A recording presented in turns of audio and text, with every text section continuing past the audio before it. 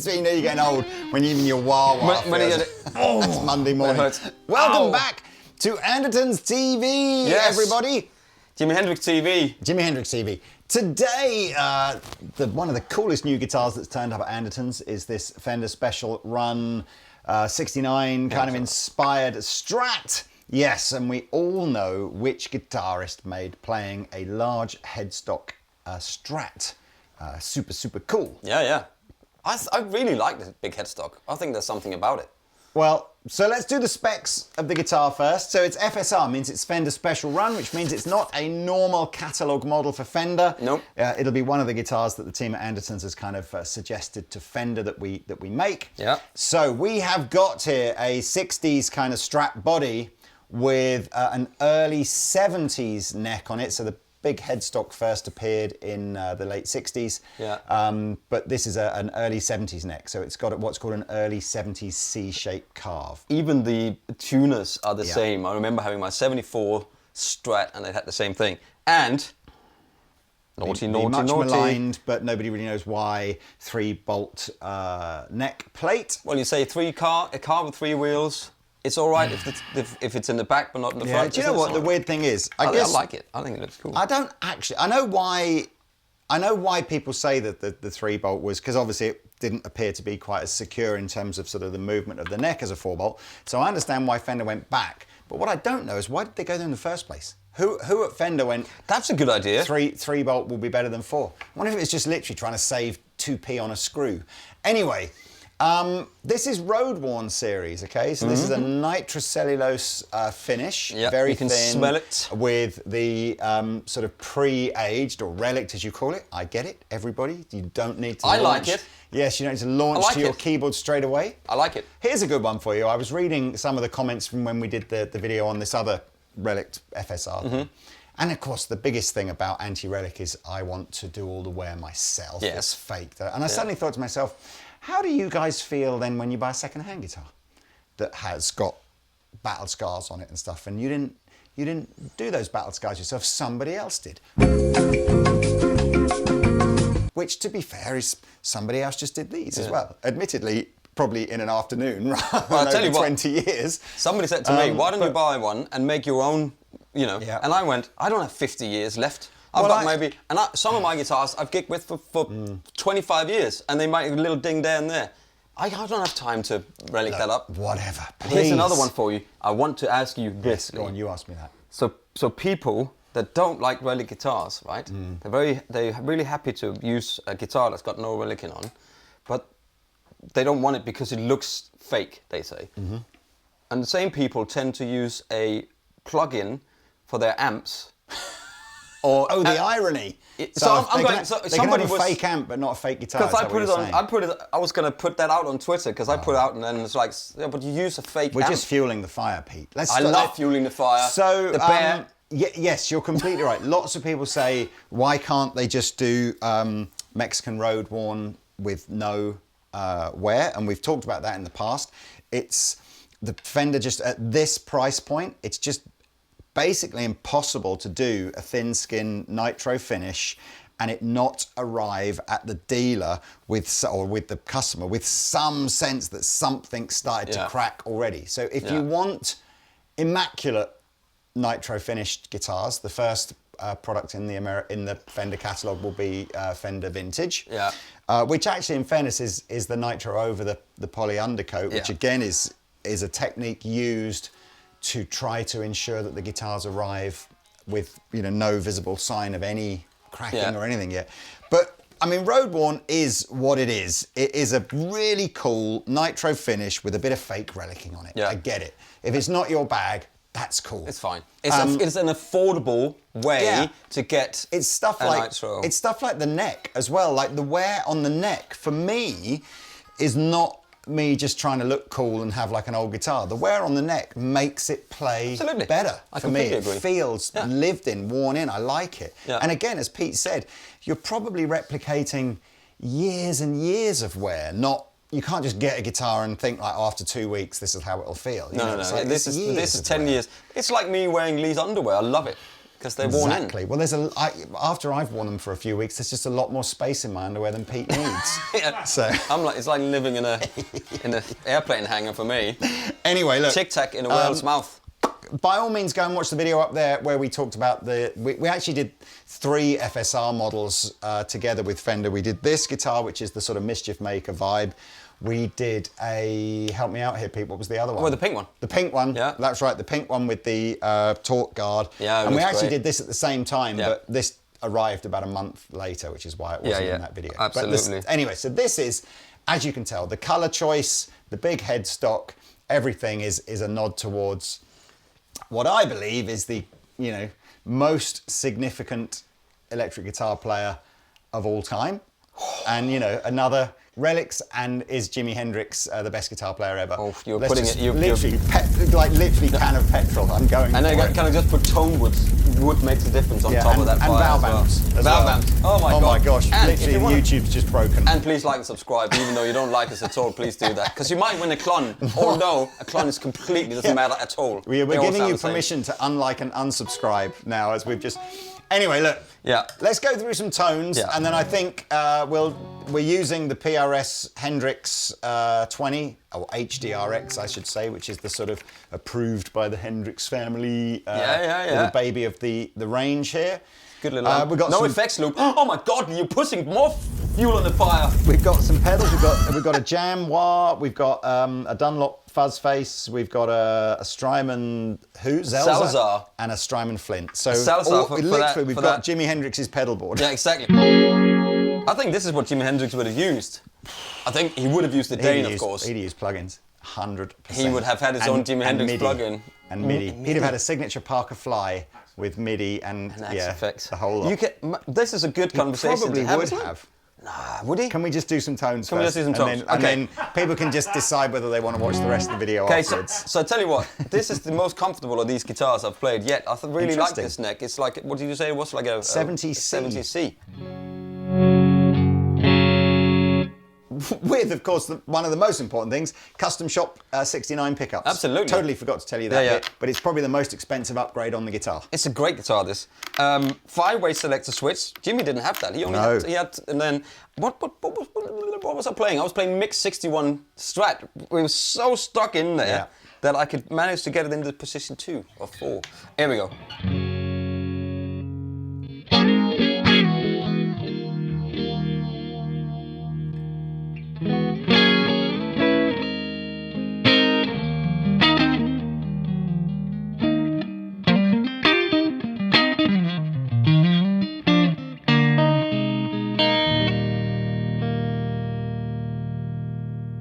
'70s tuning.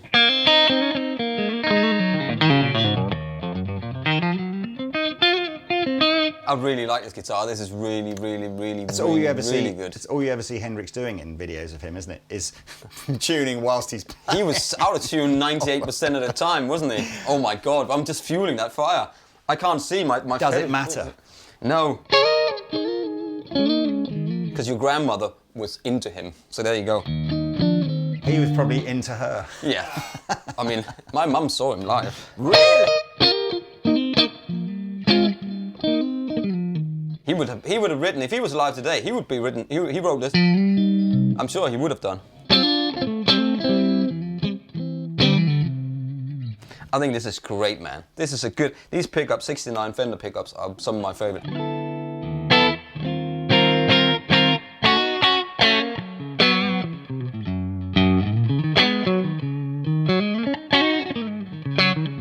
It's very spanky. That's the middle position.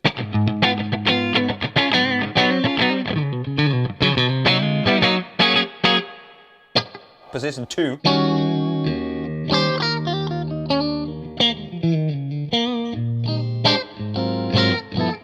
All those Jimi Hendrix jazz chords.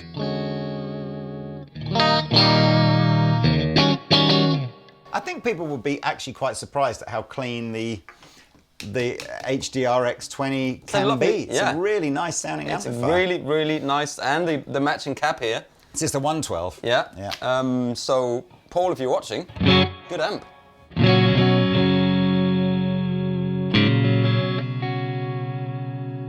There's Paul's I didn't own see settings. Paul's favourite settings, just everything on 10.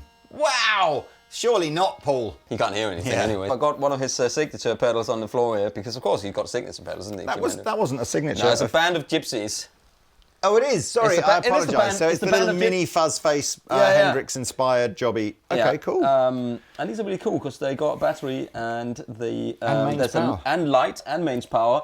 And the in and outs are the right way around because it was Cool. always the other way Was around, it? wasn't it? Yeah. And you couldn't see when it was on, apart from you could hear it. But here we go.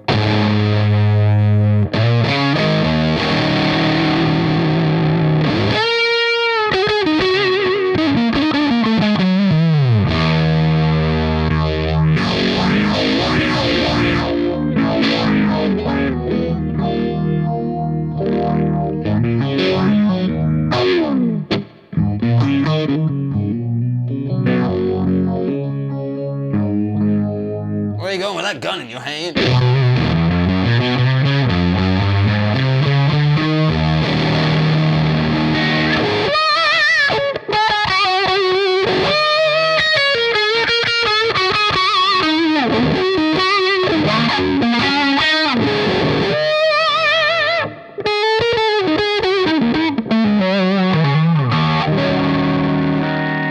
Quite a lot of the comments that I've seen on Fender FSRs is, no left-handed ones, and apologies about that. It's just, unfortunately, It's the numbers, it's the the amounts, minimum man. order quantities on these just doesn't seem to make it viable. But of course, that didn't stop Jimi Hendrix from playing this just guitar. turning it around. So there you are, left-handed people. Yeah. It is in fact available Stop in moaning. left-handed.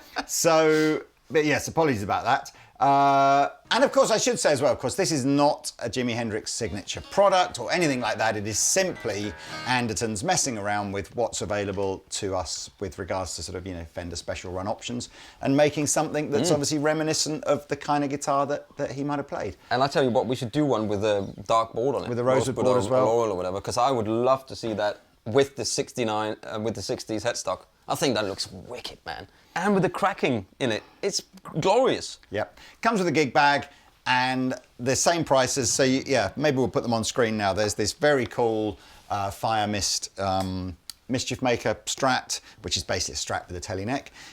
You've got, and upgraded pickups, custom shop Texas specials on this. There's the pink one with the torque guard, which again is a little bit more traditional vibe guitar, but again with the Texas specials, custom shop Texas special pickups on them. And then there's that one. Do you know when it comes with a gig bag? So I apologise for that. I'm sorry. It comes with a gig I'm bag. sorry. No, you know what? I'm sorry. So that's it. You can go now, or you can stay and hear Pete and I debate about whether or not Jimi Hendrix was the best guitar player ever to walk this earth. So if you're going, goodbye. You better go now because this is going to get heated, Well, I'm telling you. so on that front, there are tons and tons. Well, I've got two things. First and foremost, there is a video by a fairly recent video by a young guitar player on YouTube, good guitar player called Mike Cole, who does a lot of blogging and stuff He's like gone that. just like that And it's recently. like, why do guitar players hate Jimi Hendrix? And it's a bit clickbaity and all this kind of stuff. But what's quite interesting, Pete and I come from a generation where it was I mean, in fairness, we were dead before he was alive. Sorry, we were dead. He was dead before we were alive. So we're not even saying we're from the generation that would have seen him. No, that's our But parents. I don't think it was possible, learning to play the guitar in the 80s, for it not to just be worldly accepted that Hendrix kind of invented half the stuff that you're listening to. Yeah, and it was there. In my parents would play Jimi Hendrix and Eric Clapton and Beatles all the time. So it was just there, you know. But listening to this Mike Cole YouTube thing, it sort of becomes apparent that it's quite possible now to learn to play guitar and have sort of pretty contemporary guitar heroes. I think he quotes John Frusciante, John Mayer, and never have heard of Jimi Hendrix. And literally just like he'd heard of Jimi Hendrix, but he'd never really, you hear Voodoo Child or whatever. And it's bizarre to sort of think that there is now a generation of guitar players that. Stevie Ray Vaughan was the other one that I liked, which again was another guy who, maybe died even before Mike was born, or certainly, round about that time. But yeah, I just found it bizarre, and I kind of feel like music is subjective. So if you just dislike the songs that Hendrix wrote or the style that he plays, or you don't like his voice or whatever it is like that, that's totally fine. It's like you don't have to like everything. I just think in in the pantheon of, that's good words. you know, the electric guitar. Yeah. You know, let's be honest with you, he was a relatively early, you know, electric guitar had only been around for probably 20 odd years by the time that, you know, Hendrix broke onto the scene. Yeah. And no one had taken the electric guitar to that level. No. You know, it was, you know, there was, jazz was a thing, rock and roll was a thing, I suppose, you know, rock and roll in its 50s kind of format. Yeah. But is that plugging into the big master stack and just turning up loud? But I do understand, because players today, there's so amazing players like Nuno Bettencourt, whatever. They are furiously fast and they can play all this stuff and they know all this stuff. And Hendrix didn't really shred, compared to how Clapton was and Jimi Hendrix was, and you know, all those blues guys back in the day. Now people are technically better. But are they better? Can they play a note better? Well, better if you just talk notes per minute. You're talking they're faster. But all, you know, also faster, cleaner, maybe. It's all this stuff, and I know all this stuff, and I can tell you about Locrian, this and that, and it was like Jimi Hendrix probably didn't think Locrian when he just went like, you know. It was a different thing. Or B.B. King, you know, you can't. There is not the best guitar player in the world, is there? There is. Because hopefully everybody is different, in my opinion. Inspiration is the most important thing, and he broke out and did and inspired. Pioneering, inspiration. I genuinely, I don't know. I suppose, you know, you could go right back to. But who was his inspiration? But that's what I'm saying. I know who his inspiration was, because I remember somebody talking about that. It'd be like Muddy Waters or some sort of blues. No, not who you think it was, but because that's where you go. How do you truly innovate? You know, no one has done this before, and you're going to tread new ground. And I think that's where guitar players like Hendrix, and there's not many of them, but I mean, I suppose to a certain degree, you might put Van Halen in that category. And there's obviously got to be people beforehand. Maybe you'll put people like Chet Atkins and Scotty Moore and maybe, you know, those kind of guys in their own category. I mean, you go back to Robert Johnson. You know, you could put him in a pioneering kind of guitar category. But yes, so please, everybody stop saying that, you know, Hendrix is overrated. I heard that Jimi Hendrix said that Terry Katt from the band Chicago, he thought he was the best guitar player and he was better than him. He was the most inspiring guitar player. They did some gigs together back in the 60s or whatever. I can't even think. So, I mean, Chicago for me is the big 80s power ballad. Yes, but before then, we're talking. The greatest part. Yeah, but we're talking way before then, you know. Ooh, baby, please don't. So it's that band. Yeah, and they were around in the early enough in the 60s for them to be an inspiration to Jimi Hendrix. Yeah. Wow. So. Well, there we are. So we need to all go and listen to really early Chicago. Yeah. The band, not the city. Yeah. Go to Chicago and listen to Chicago. Do you know the big weird thing as well? They were actually from Denver. Were they? No, I made that up. Was it next to John? I don't know. Was it John Denver from Chicago? That's right, John Denver from Chicago and Chicago from Denver. Anyway, you know what? There's no the best guitar player in the world, is there? They're just the one that you think is the best, and one you in most and Eric Clapton. Inspiration, right? Eric Clapton is not. There's so many better people playing than he is. I know. I'm not saying it. I'm throwing it out there. Technically. I know. I'm putting that out there. Clapton is God, but he was God. This is where you can't. This is where art and sport are different, because Usain Bolt runs 100 meters faster than anyone else. Therefore, he's the best 100-meter runner ever. Yeah. Boom. Yeah. Art. It's like you can't start saying, oh, Picasso or Van Gogh or whoever was the best painter ever. No. There's only what you like, right? Monet is the best, though. Well, obviously. So, and music's the same. So who's the best songwriter ever? Is it? Yeah, but so there you go. Is it Taylor Swift? Was it Beethoven? It definitely is Taylor Swift. You know, it's like Prince whatever you like, right? Yeah. If they say Taylor Swift is the best guitar player in the world, she's a great songwriter. She's a great songwriter, and she's inspiring a new generation of people to listen to music. Great, bring it on. Anyway, so Jimi Hendrix is amazing. Relic guitars are amazing. Valves are amazing. And you're amazing, because the only people still watching are the ones that will agree with us. See you next time. Au revoir.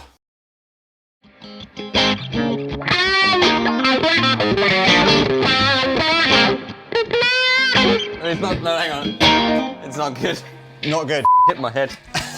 I'm too fucking old for this, man. I need more. It's so like. Yourself out.